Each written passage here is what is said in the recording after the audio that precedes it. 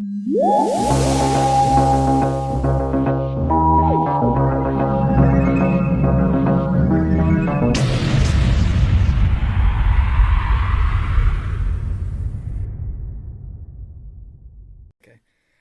Hey guys, it's Cynical Who here, and welcome back to another video. So today, it's a bit of a slightly different video, saying the sort of same vein as the discussion videos, but today I'm joined by someone else. I'm joined by Corey. Say hello. Hello, everybody. Hope we are all well at home at this time. Yeah. I mean, Nice there's to be nothing here. better to do, so why not chat about the Third Yeah, Doctor, was what I thought, since Third Doctor's your favourite Doctor, and, you know. best idea. Yeah, perfect idea. Yeah, Yeah, I hope it'll make a good video, and I hope you guys at home are enjoying yourselves and staying safe and, finding something to occupy yourselves with at this time.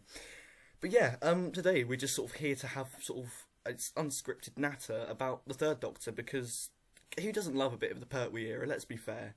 And I think where better to start off with than what would you say is your favourite Pertwee story? my favourite Pertwee story is the Green Death. Believe it or not, the Green Death. That's what I picked I've, too, so we'll be on the Is same it vein here. actually? Yeah, well, Yeah. I tell you, I put Carnival of Monsters / Green Death, and I know that's an uncommon opinion because a lot of people don't like Carnival of Monsters, but I have a bit of a soft spot for it because it was quite an early one I used to watch. But Yeah, it's not bad. Yeah, it's not bad. Yeah, yeah, Green Death I've known for quite a while, and there's quite a few reasons why I like it the most. But obviously, Boss is just such a great villain. It's menacing yeah, and devious. But my favorite part of the actual story.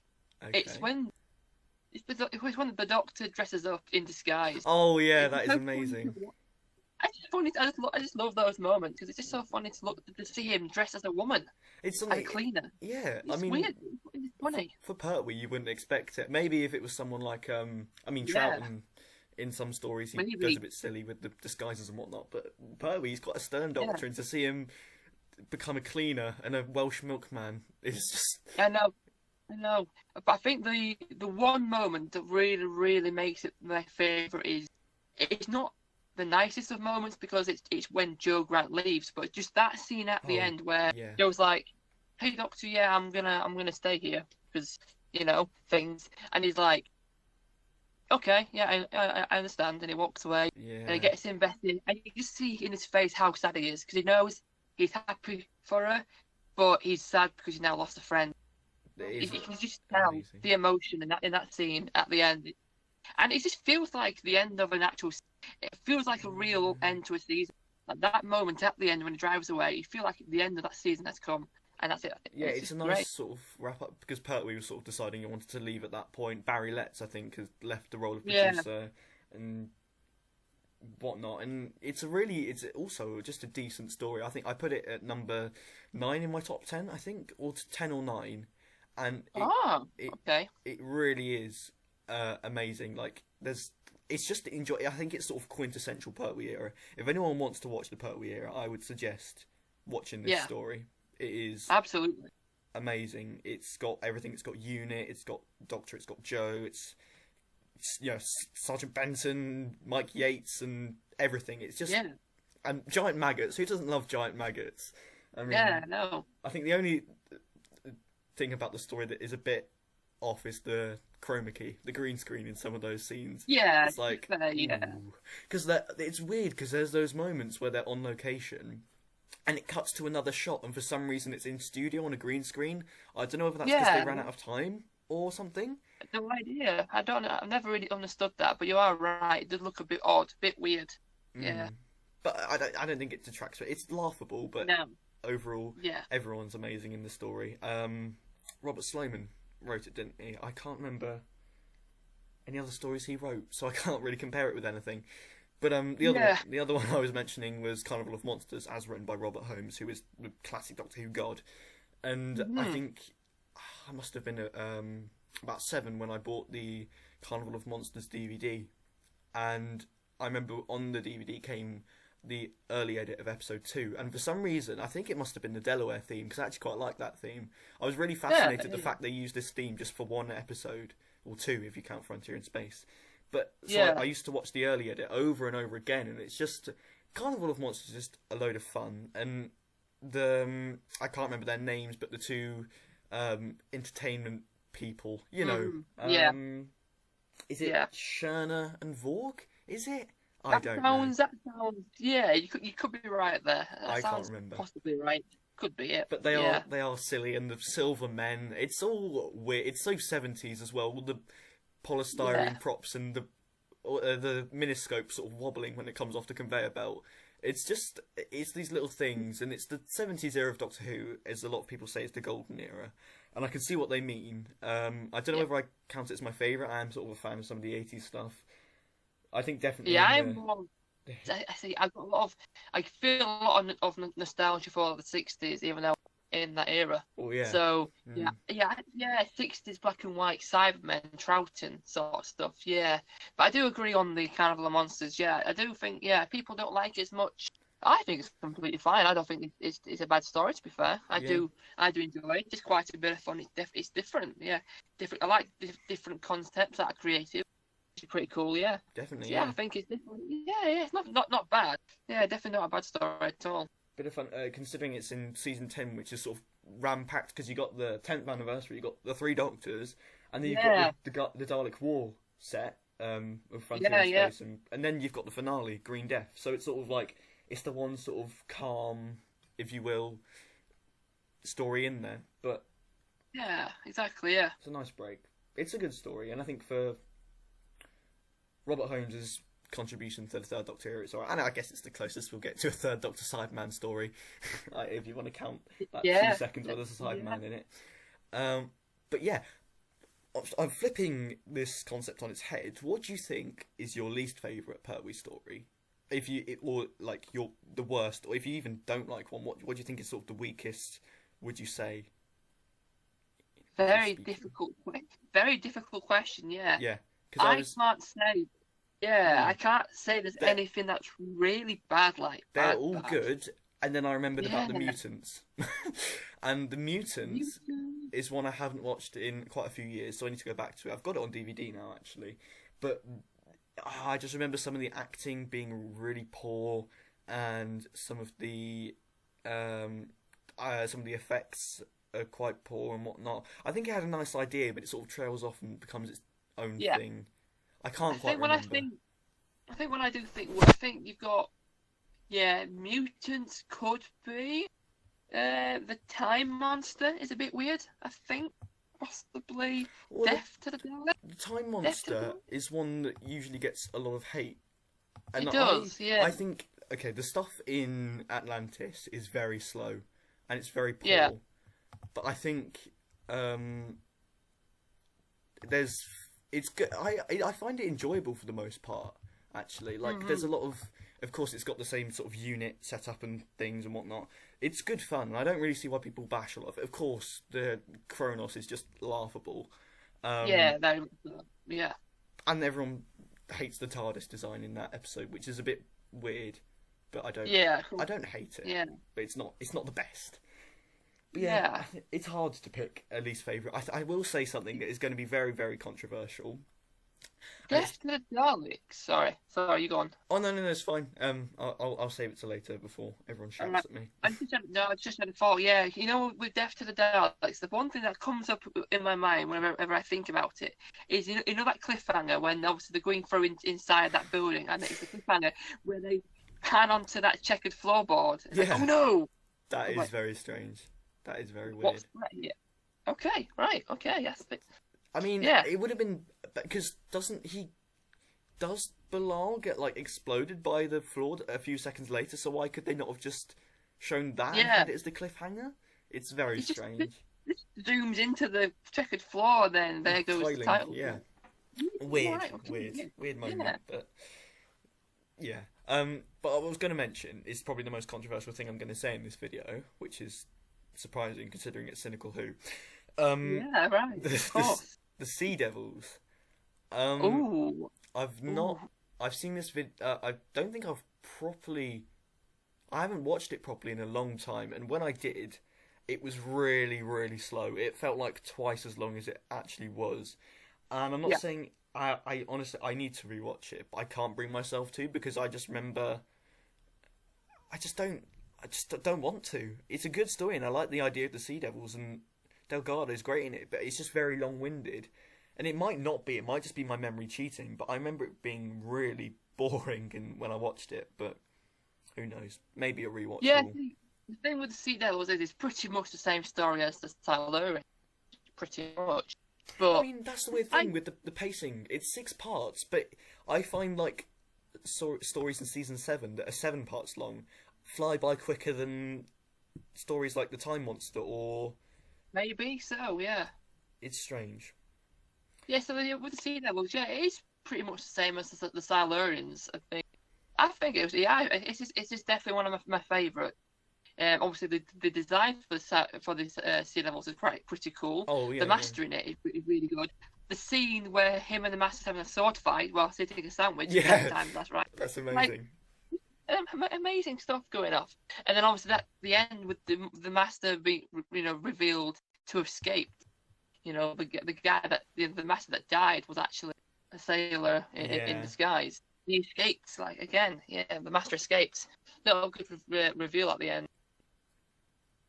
Yeah, Yeah. I mean, yeah, I guess it's okay. I mean, again, as I said, I need to rewatch it, but comparing it to the Silurians, which I need to, I haven't watched that in a few years, but I read the Target book again. I read the Target book last year, and it is amazing. Dare I say my favourite of season 7, which is interesting because season 7 is packed full of great stories. I'd just be listening to them all because there's only 4 episodes, but Spearhead is amazing. I've seen it quite a lot, so I'm not going to go back and watch that anytime soon just because I've seen it so often.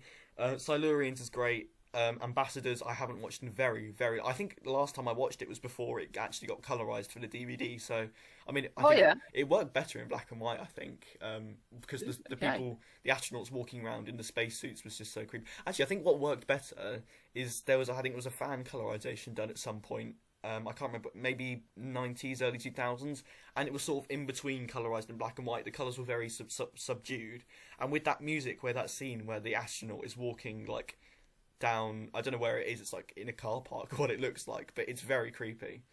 Yeah, But there's that very underrated, I'd say. Yeah, a lot of people bash that one, but there's that silly cliffhanger. What is it? How many beans make 5? Van Lyten, come in, and then it just ends. It's again strange cliffhangers. It's very weird, but fun. And of course, in Inferno, which I've only seen once actually, which is probably criminal. Really? I found it in a music shop, like a vinyl shop in London. Really? Oh. Yeah, for £5 I think, and I bought it, and it was very good. I really liked it. Parallel Earth is a good idea. Obviously, it's been done again in Doctor Who in like series 2 and whatnot. But I really enjoyed it, and for the time, it must have been amazing. And seeing the Brigadier and Liz, like the parallel universe versions, is just terrifying. And it's like I was watching the Underwater Menace the other day, and it's like this professor who wants to drill into the centre of the Earth to drain all the water in the sea, so he can drain Atlantis, but in doing so all the water will heat up in the centre of the Earth and the Earth will explode. So it's like the same concept in Inferno. They want to drill into the centre of the Earth just for shits and giggles, not knowing that a giant volcano will erupt and blow them all up. It's stupid, but it's hilarious. It's great. Yeah. And I remember recently hearing someone complain about the Primords, the sort of hairy green creatures. I don't mind them. They're alright. Weird. Yeah. They're fine, to be honest, Nothing really bad to say about the design or anything, really, Creepy. Not the best design thing in the world, but it does its job, I suppose, I mean, I mean, we could go through and talk about every episode here, but I don't want to make the video too long. No, it's fine. But yeah, speaking of which, I think this ties into the next episode, Terror of the Autons. Can we talk about underrated Pertwee episodes? Because there's a lot in there that tend to sort of slip the radar. Absolutely. For example, Terror of the Autons. A lot of people compare that to Spearhead. Obviously, Spearhead is amazing, but I think Terror of the Autons is great. And there's that fantastic scene where the Auton gets hit by a car and flies down the cliff, and then just gets up again and starts shooting people. It's amazing. Yeah. And it is silly watching the Doctor get strangled by a phone line and daffodils. But I need to watch it again, but it's fun. Yeah. This Yeah, there was quite a lot of underrated ones. I think out of my list of underrated, I'm going to say Frontier in Space. I'm going to say Okay. underrated. I'll say underrated. Frontier in Space was the only Third Doctor story I hadn't watched, and about Yeah. I think a few years ago I bought the DVD, but I never got round to it. So last year I watched it. I wasn't fully paying attention, but Hmm. it was okay. I heard a lot of people praise it, and it was just sort of. I don't remember much happening. I need to watch it again and actually pay attention this time. But I think Pertwee was quite good in it. But The Draconians, I really like the design of the design is amazing, Draconians. and the ending with Amazing design. the Daleks when Yeah. they come over the cliff with the Master. It's just fantastic. Yeah. And then just the plot of obviously framing the Draconians and the Ogrons, and making things go to a mess and create all out war and stuff. It's just I tell you what, really interesting the stuff. Really succeeding interesting stuff. story, Planet of the Daleks, gets a lot of flack, Yeah. and It does actually, yeah. I think Planet of the Daleks was the first Pertwee story I ever saw. Okay. Because my dad used to copy them off the VHS onto discs before they actually officially got released, so I used to watch them sort of over and over as the only sort of material of Doctor Who I had. And because this was when Planet of the Daleks was in black and white, and it's very nostalgic for me, the first part. And it was very weird starting it off just to see for some reason Pertwee's been shot by the Master, and there was no explanation until 10 years later until I watched Frontier in Space. But yeah, Makes sense, yeah. Planet of the Daleks is sort of like the Daleks done again, but it's still fun. Okay. I mean, the Daleks is a great story, so more please. But yeah, Yeah. another one I've come to appreciate in recent years is the Claws of Axos. That one gets Yeah. very overlooked. I almost picked that as my does. favourite. Yeah, it does. Lots of great characters, great action sequences where the Axon blows up on the back of the truck, and the effects when people's faces blow up. I mean, they had to. It's not in the final product. It had to be cut because they sort of had to add some effects. But people's faces sort of melted away when they died, and that would have looked amazing. But I mean, you can slightly see it. Yeah. But yeah, Claws of Axos slips under the radar, and it was actually filmed at Dungeness Power Station where my granddad used to work. So, Ooh, really? Fun fact. I didn't know that. yeah. Ah, yeah. Another one, I'd say, is the invasion of the dinosaur. Obviously, that gets overlooked because of the CGI for the dinosaurs, of course. But whenever I watch classic Doctor Who, I don't care about the CGI because I Well, it's know not even probably CGI; they're puppets, aren't they? They're model Yeah, shots. the effects. I mean, I don't really Yeah, care yeah. for the effects because I understand back in the day that's probably what the best they had, and it's what they had. So it's not like they can do it any better. So Yeah, the dinosaurs, they don't make it bad for me. I just like the whole story, and then obviously about Yates, obviously, yeah, turning over to the other side. I need to rewatch being it. I pregnant. haven't watched it in years, so Yeah, well, quite shocking to see Captain Yates turn over to the I other don't- side and be a traitor. I don't remember that. So obviously I need to watch that again. In fact, I can't remember what I was going to say. Well, some of the things about the Pertwee era is some of the episodes are in black and white because the colour prints were lost.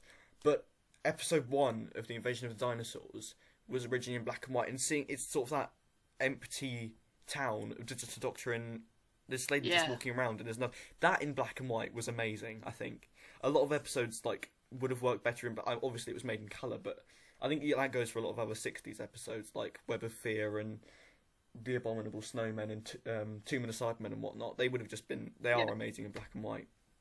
Yeah, absolutely. Obviously, going into colour. I mean, the first story is a definite step up. It's new Doctor, new everything, and it's filmed on. I think 16mm film, or is it 35? I can't remember. I messed that up in a recent video, but so it's all in all in HD and in colour. Yeah, I wouldn't know. Yeah. So it's just amazing, and obviously the decision to change it into Earthbound was obviously experimented in earlier classic stories, like I think the War Machines, the Faceless Ones, Web of Fear, and whatnot. And then it was here to stay for the Pertwee era, and it's come back. It's sort of the norm in the new series now, really.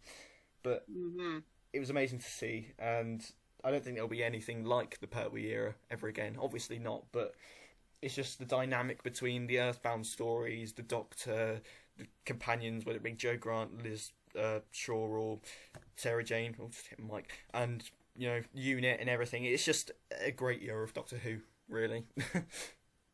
Yeah, it is. It makes you really think. When majority of the stories were Earthbound, it's just how good they are. Because obviously, being Earthbound for quite a while might seem a bit boring, but it's not. What they make of it is really, really good. And obviously, you have the occasional trips into space, which is a great little bit of a breakaway. But it makes you appreciate how good the stories are when they were, predominantly Earthbound. It just shows how good they are and how well they were made. Yeah. So yeah. I mean, that probably would be a good place to end the video, but I forgot to mention probably the most outrageous thing. Correct me for the Sea Devils. I think the most overrated episode is the Time Monster. There we go, done. I don't even have an overrated. I don't even think I've even got an overrated. But none. No, the Time Warrior is good. I just need to watch it again. I think it's okay. I don't remember much happening. It was one of the first stories I saw, and Sarah Jane's... Actually, this is another unpopular opinion. I think Sarah Jane's overrated. I don't see why she gets all the spotlight as a classic companion. Like, she's just sort of average, in my opinion. Like, Ace is better. Leela's better. Polly is better. I'd say she's definitely better with Tom Baker. Yeah. My favourite third Doctor companion's got to be Jo, of course. Jo is my favourite companion for the third Doctor. Probably better with the fourth Doctor, I think. And Liz gets overlooked, even though because she was in 4 stories and then just randomly disappeared. Only, yeah, exactly. Yeah, she's sad. I mean, looking back at it, Jo was a bit annoying in the first few stories, but in season 10, a little bit, yeah, a little bit, yeah. But yeah, good one. And also something else I'd like to mention is the third Doctor's costume, because there's lots of variants throughout and whatnot. And as seen by your profile picture, you like to cosplay the third Doctor. So which is your favourite? Yeah. Which is your favourite third Doctor costume? The very first one. The one that is in my profile picture. Yeah. So I got that because I was going to my second Comic-Con. I went to MCM. That was my second one. The first one I made my own Cyberman costume, my own Mondasian Cyberman. It was like a nice. It was basically because obviously I didn't have anything really I could make a proper Cyberman costume out of. It was built from scraps. This Cyberman is gone through the wars and he's had to build himself up from scraps, cardboard and stuff. So that's why he looks like the way he did. But yeah, the second one I know, that was my excuse. Guys, I know it looks bad, but the design for this costume is because he's from a time where he's got limited resources, only paper, and this is all he's got to use to make it. So fair enough. That's why it looks like that. But no, second Comic-Con was MCM, and I like the third Doctor. So yeah, they're all really, really good ones. I just like the first one, with the black cape with the red lining inside. I like the one with the purple lining, to be honest. Not gonna lie, Planet of the Daleks one. Yeah, even to be fair, I like them all, but I'm not gonna lie, quite expensive to buy. I admit, it can be expensive to buy if you really, really want to get the specific stuff. They can be quite expensive to buy. So if you want to go down that road, just make sure you got a bit of money. Yeah, I mean, cosplay's never really been a thing, my sort of thing. I mean, I had a 7th Doctor costume at one point. I've recently bought the 13th Doctor's t-shirt, so maybe I should put together a 13th Doctor cosplay at some point, but don't know. Yeah, I'm not a cosplayer as such. I just thought, well, I'm going to Comic-Con when everybody else is going to dress up, so I might as well get something. And I was planning. I have been planning to go to obviously LSCC in July. That's one I've not been to yet. Obviously, that's going ahead. We won't know until the time comes. Yeah. And I was planning on making a different costume because I thought this is something I've not seen before. Shall I mention it or not? I don't know. Fair enough. I'll mention it. The gunslinger from the town called Mer. I do. I thought, what, that's something I've never ever seen before at a Comic-Con, so I thought I might give that a try. Yeah. So the gunslinger. I was trying to make. I've sort of made a gun out of cardboard. I've got a mask that's not the work. I just now got to get the clothes, really. Fair I suppose. Enough. I mean, that's so there you go, original, definitely. because I think a lot of people probably go dressed as Osgood or Fourth Doctor or whatever, just throw on a The scarf. Doctor, yeah. When I went to March LFCC, there was lots of Fourth Doctors and 10th Doctors and 13s and 11s. There was like 1-7, 1-5. Blimey. I think I was probably the only 3 when I went both times. There were loads. There was a War Doctor. I saw a Peter Cushing as well. Oh, unorthodox. Yeah, I know. But really good. Yeah, I like this black sort of one tone costume. Although I do like his. I'll tell you, I was really chuffed to see that they actually made this figure recently, even though I can't get it due to obvious reasons.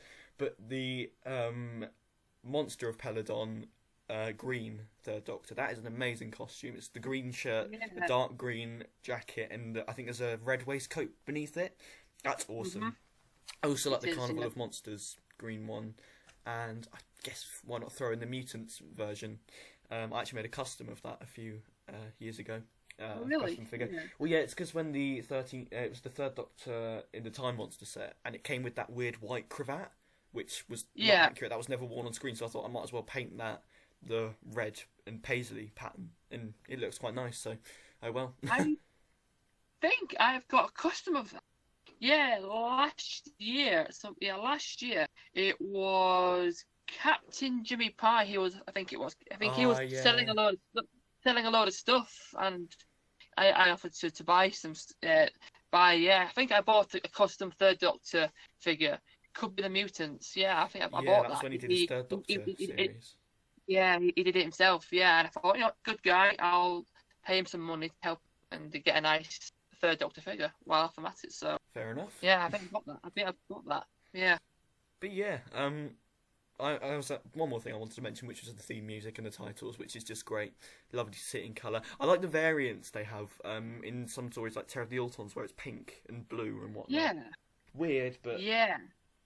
Although it's not as, I think the season 11 vortex is weird when you've got his whole body flying through the vortex. That looks a bit stupid in my opinion. I don't mind it. I think it's definitely it's a bit weird, but I don't mind it, to be honest. It's quite pretty cool. Stood there with his arms folded. Yeah, I know he's flying backwards into the vortex, but the theme music though, theme music's definitely one of the best. Yeah. I'm less familiar with season 11. Not that, I mean, I have watched season 11 quite a lot, but it's just sort of the one I don't like it as much. I think it's probably maybe something to do with Barry Letts not being there and a different companion and whatnot, but it's sort of like, it's obviously the beginning of the end for the Third Doctor. And I think the final game, which was going to be the original story, with Roger Delgado and finding out that they're brothers, that would have been amazing, but instead we got Planet of the Spiders. Yeah, of course. Good.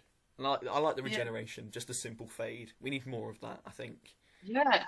That it worked well, and I like it. And there's that weird genie, but it's a nice round off, nicely rounds off the era. And I think that might be a good place to end the video. We're all coming up to half an hour, unless you have anything else you want to say.